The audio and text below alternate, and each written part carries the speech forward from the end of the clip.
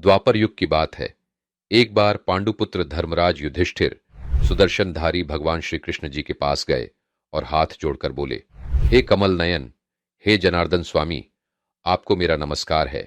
आप मेरे स्नेह से कृपा करके बतलाइए कि पौष महीने के शुक्ल पक्ष में किस नाम की एकादशी होती है, उसकी विधि क्या है और उसमें कौन से देवता का पूजन किया जाता है। आप उस एकादशी के व्रत की कथा और महत्व मुझसे विस्तार पूर्वक कहिए। भगवान श्री कृष्ण ने युधिष्ठिर से कहा, हे राजेंद्र, तुमने यह अच्छा प्रश्न किया है। इसी उत्तम विचार वाली परोपकारी सोच के कारण से ही तुम मुझे अत्यंत प्रिय हो। तुम्हारे स्नेह के कारण मैं तुमसे कहता हूं, हे राजन, मैं अधिक दक्षिणा वाले यज्ञों से वैसा प्रसन्न नहीं होता हूं जैसा कि एकादशी व्रत से प्रसन्न होता हूं। अतः यत्नपूर्वक एकादशी का व्रत करना चाहिए। पौष महीने के शुक्ल पक्ष में आने वाली इस एकादशी को पुत्रदा एकादशी कहा जाता है। ये एकादशी बड़े बड़े पापों का नाश करने वाली और उत्तम है। जो मनुष्य ऋषिकेश भगवान की पूजा करके इसके व्रत को करता है, इस पुत्रदा एकादशी के पुण्य से संतानहीन व्यक्ति संतान से युक्त होकर पुत्र और पोत्रों के सुख को भोग कर विष्णु लोक को प्राप्त करता है। इस व्रत को करने वाला मनुष्य महान सुख और संपत्ति का अधिकारी होता है। समस्त कामनाओं तथा सिद्धियों के दाता भगवान श्री हरि विष्णु नारायण इस व्रत के अधिदेवता हैं। भगवान श्री कृष्ण बोले, हे श्रेष्ठ पुरुष युधिष्ठिर, हे राजन, तुम एकादशी के महात्म्य को सुनो। सर्पों में जैसे शेष जी श्रेष्ठ हैं, पक्षियों में जैसे गरुड़ जी श्रेष्ठ हैं, जैसे यज्ञों में अश्वमेध यज्ञ और नदियों में जैसे श्री गंगा जी श्रेष्ठ है, हे राजन, उसी प्रकार व्रतों में एकादशी तिथि श्रेष्ठ है। हे युधिष्ठिर, वे मनुष्य मेरे लिए सदा पूज्य हैं जो एकादशी का व्रत नित्य करते हैं। पुत्रदा नाम की जो एकादशी है, उसकी विधि सुनो। धूप और दीप से देवताओं के देव भगवान विष्णु का पूजन करे। एकादशी व्रत के दिन दीपदान का विशेष महत्व कहा गया है। इस पुण्य दिन में व्रत के साथ रात्रि को जागरण अवश्य करना चाहिए। जब तक नेत्र खुले रहे तब तक रात्रि में एकाग्र चित्त होकर श्री हरि विष्णु नारायण के नाम का जाप करना चाहिए। सुदर्शनधारी भगवान श्री कृष्ण बोले, हे पांडुपुत्र, तुम सुनो। मैं पुराणों की सुंदर कथा को कहूंगा। इस कथा को अपने बंधु बांधवों के साथ सुनने मात्र से ही मनुष्यों को अश्वमेध यज्ञ करने जितना पुण्य फल प्राप्त होता है। हे राज सिंह, पुत्रदा एकादशी की कथा को सुनिए। पूर्व काल की बात है। भद्र नगरी में राजा श्रीधरमान राज्य करते थे। उनकी रानी का नाम शैव्या था। राजा श्रीधरमान की कोई भी संतान नहीं थी, इसलिए दोनों पति पत्नी सदा चिंता और शोक में डूबे रहते थे। राजा के पितृ भी रो रो कर पिंड लिया करते थे और उनके दिए हुए जल को बड़े ही शोक के साथ पीते थे। उनके पितृ सोचा करते थे कि राजा श्रीधरमान के बाद हमको कौन पिंड देगा, कौन हमारा तर्पण करेगा। राजा श्रीधरमान को भाई, बांधव, धन, हाथी, घोड़े, राज्य और मंत्री, इन सब में से किसी से भी संतोष नहीं होता था। वह सदैव यही विचार करता था कि मेरे मरने के बाद मुझको कौन पिंडदान देगा। बिना संतान के मैं अपने पितरों और देवताओं के प्रति अपने उत्तरदायित्व को कैसे पूरा कर पाऊंगा। जिस घर में संतान न हो उस घर में सदैव अंधेरा ही रहता है। इसलिए संतान उत्पत्ति के लिए प्रयत्न करना चाहिए। एक समय तो राजा ने अपने शरीर को त्याग देने का निश्चय किया, परंतु आत्मघात को महान पाप समझकर उसने ऐसा नहीं किया। इसी प्रकार हमेशा ही चिंता में डूबा रहने वाला वो राजा श्रीधरमान एक दिन अपने घोड़े पर सवार हो एक बहुत विशाल और गहन वन में गया। राज दरबार के पुरोहित और अन्य किसी मंत्री को भी राजा के वन में जाने के बारे में कोई जानकारी नहीं थी। राजा श्रीधरमान पक्षियों और वृक्षों को देखने लगा। उसने वट, पीपल, बेल, खजूर और कटहल आदि के वृक्षों को देखते हुए विचरण किया और मौलसिरी, सप्तपर्ण, तेंदु, तिलक, शाल, तमाल और सरल इत्यादि वृक्षों को देखा। उसने हिंगोट, अर्जुन, लभेरा, शल्लकी, करौंदा, पाटल, खैर, इन सब वृक्षों को भी देखा। उस राजा श्रीधरमान ने देखा कि वन में मृग, व्याघ्र, सुअर, सिंह, बंदर, सर्प आदि सब भ्रमण कर रहे हैं। हाथी अपने बच्चों और हथिनियों के बीच घूम रहा है। इस वन में कहीं तो गीदड़ अपने कर्कश स्वर में बोल रहे हैं, कहीं उल्लू ध्वनि कर रहे हैं। वन के दृश्यों को देखकर राजा सोच विचार में लग गया। इसी प्रकार आधा दिन बीत गया।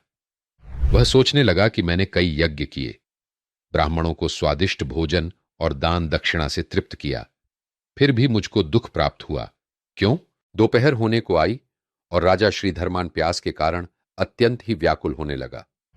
उसे बहुत समय तक पानी नहीं मिला और वो पानी की तलाश में इधर उधर भटकने लगा। थोड़ी दूर जाने के बाद राजा ने एक सरोवर देखा। उस सरोवर में कमल खिले थे तथा सारस, हंस, मगरमच्छ आदि विहार कर रहे थे।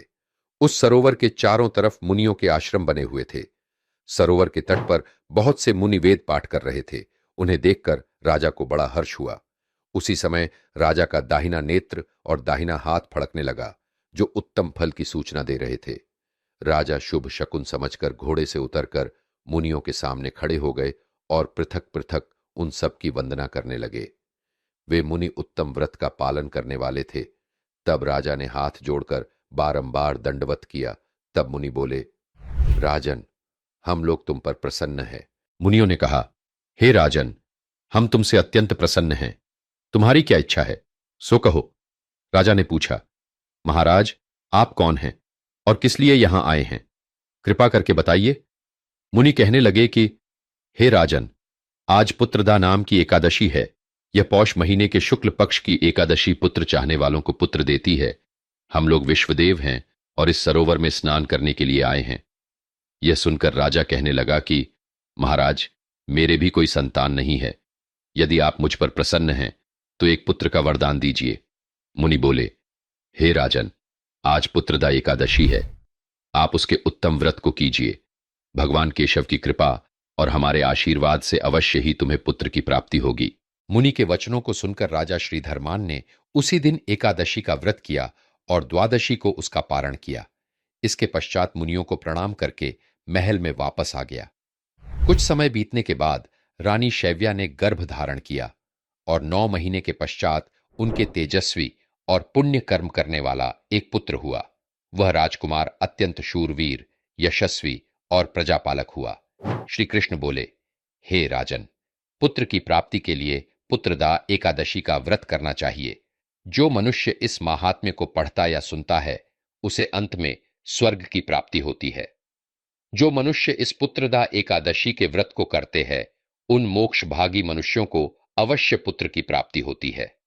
हे राजन, इसके पढ़ने और सुनने से अश्वमेध यज्ञ का फल मिलता है। हे राजन, इस भांति जो मनुष्य पुत्रदा एकादशी का व्रत करते हैं, वे इस लोक में यश को प्राप्त करके अंत में निश्चय ही मोक्ष को प्राप्त होते हैं। वे मनुष्य धन्य हैं जो इस लोक में पुत्रदा एकादशी का व्रत करते हैं। वे इसी जन्म में मोक्ष को प्राप्त हो जाएंगे, इसमें कुछ संदेह नहीं है। हे राजन, पुत्रदा एकादशी के व्रत को सुनकर मनुष्य राजसूय यज्ञ के फल को प्राप्त करके स्वर्गलोक में वास करते हैं। जो इस प्रकार पुत्रदा एकादशी का व्रत करता है, उसके सब पाप नष्ट हो जाते हैं और मरने पर मोक्ष को प्राप्त हो जाता है। हे राजेंद्र, इसके अलावा कोई और मोक्ष को देने वाली निर्मल और शुभ तिथि नहीं है। जिन्होंने इसका व्रत किया है, उनके पुण्य की संख्या को मैं भी नहीं जानता हूं। ये एकादशी चिंतामणि के समान है और स्वर्ग तथा मोक्ष को देने वाली है। भगवान श्री कृष्ण बोले, हे धर्मराज युधिष्ठिर, मैंने इस प्रकार पुत्रदा एकादशी की कथा तुमको सुना दी। यह एकादशी सब पापों को नष्ट करने वाली, महापुण्य वाली, सब पापों को हरने वाली और सर्व सिद्धियों को देने वाली है। कृष्ण पक्ष और शुक्ल पक्ष इस प्रकार का भेद ज्ञानी मनुष्यों को नहीं करना चाहिए। व्रत दोनों पक्षों में ही करना चाहिए।